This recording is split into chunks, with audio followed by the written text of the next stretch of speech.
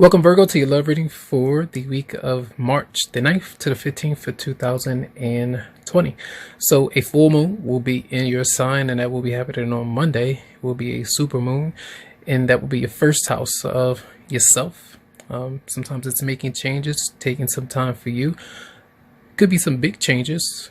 Sometimes it's cosmetic. I don't always say that you have to do these things, but if you feel like you want to make some changes there, you can, health-wise, emotionally, financially, whatever it might be, that might be there. So the energy is going to be on you. So when the the Seven of Swords, Four of Pentacles in reverse, Seven of Cups, Nine of Pentacles in reverse. I almost feel like somebody may come around this week because you do have reconciliation. Someone may come around this week for some of you, but it's almost like you may fake the funk, or someone else is doing this, where there's this energy I feel for you where you want to be kind of single, but then you don't. There's an on and off switch that's showing up. And in order for you to combat that energy, because you're not really liking it, you want to be able to say where you stand or how you might be feeling.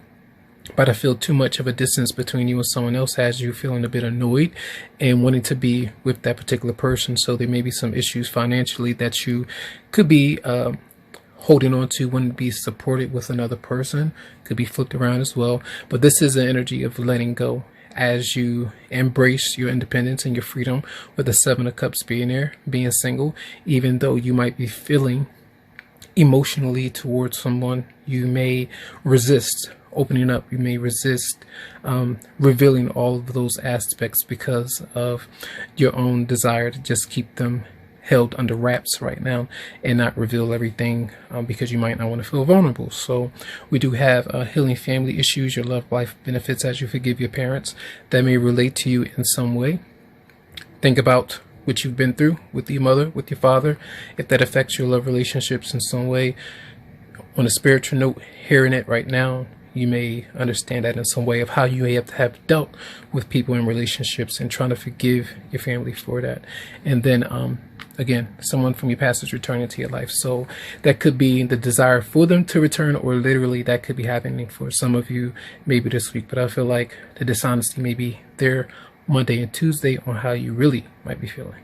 So Virgo, when it comes to Wednesday through Friday, we do have the Ten of Wands, which is a bit of intense stress, a bit of anger and frustration that may be there, or just constantly thinking about someone energetically where there's a pull towards them, but there's also this energy of not even approaching that person. You have this Knight of Pentacles in reverse, Aquarius, Libra, Gemini, with the World in reverse as well. It's an energy of unfinished business to me, even though death is there.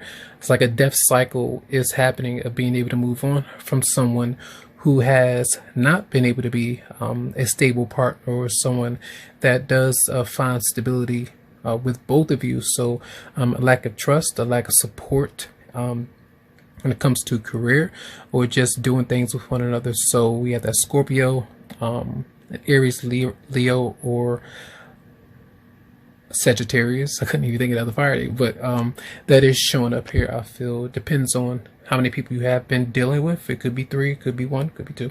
But this is showing up here, at least for Wednesday through Friday. So try to let go of that stress. I feel this is still like that desire for someone to come back around, but that person could also, this is the energy. Death is an ending of letting go, not being on earth anymore at times, not being around. I mentioned to someone about this energy of ghosting, why that word even exists and why that happens.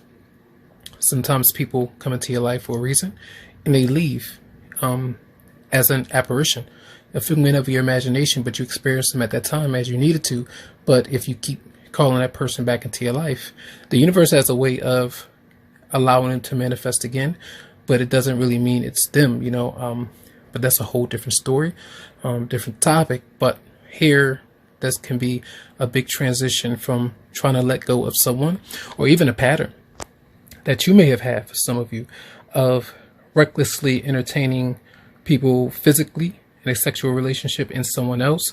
And that could be an issue of guilt and remembering it and still holding on to it, but trying to make those changes. So that's going to be Wednesday through Friday. So for Saturday and Sunday, we do have the Fool, we have the Five of Wands, we have the Ace of Cups, which is a beautiful card, Eight of Wands in reverse, and then we have the Sun, another great card. So, and I like the Fool too, because the Fool is surprise. It is a surprise as you take a risk to step away from the tension, the drama that you have with somebody. For instance, if you're going through a situation where someone from your past returns, or if you're going back to someone because you've moved on and someone is not willing to let go of someone, so that person can wound up as somebody that's stalking the other person because someone else has found new love, and they don't want to let go because they don't want to see you with another person. That chain of worry and those issues could be very intense. So I feel like there may be a delay in things moving forward with you and someone else. But I feel like the person that you're dealing with, or that you may want to deal with and that wants to deal with you, they're bringing the Sun, which is a great energy for Saturday and Sunday because it's being around you or wanting you to have fun and enjoy their presence. And I feel like it's for many of you as well. See, the storylines is telling me to express to all of you, and you can pull that to what you might be going through, because it's being in love or having great emotion for somebody, but knowing that it's not the best thing or the best person to be with. So there will be a delay in communication, I feel.